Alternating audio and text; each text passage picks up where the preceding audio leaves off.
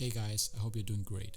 Today we'll be showing you how to create a simple speed ramp transition with the Twixtor plugin if you are like me and prefer Twixtor over time remapping, or are simply just confused as to how you can create a speed ramp with the plugin.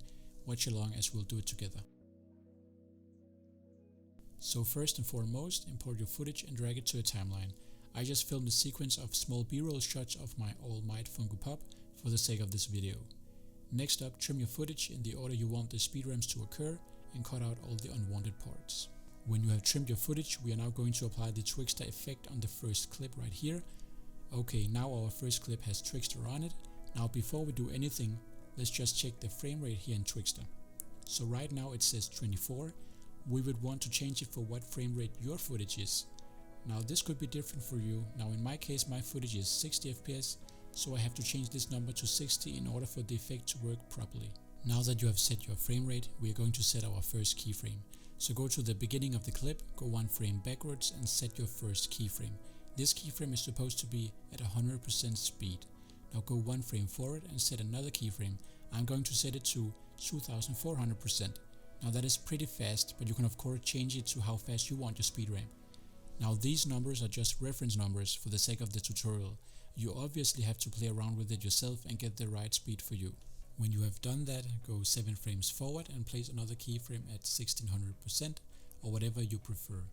Now again, go 7 frames forward and set the speed to 10%.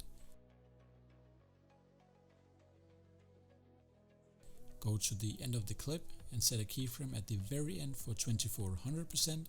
Go 7 frames backwards, set a keyframe for 1600% and again 7 frames backwards to 10%. I know there are a lot of numbers and all the percentages can confuse you a bit, but bear with me, it will make more sense when you play back your footage. And now as you can see, you got yourself a simple speed ramp.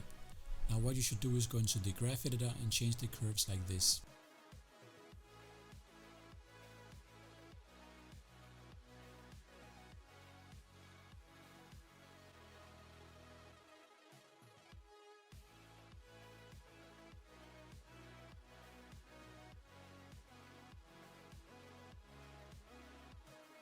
Now if you don't see this kind of curves, just right click and go into the graph called Speed Graph.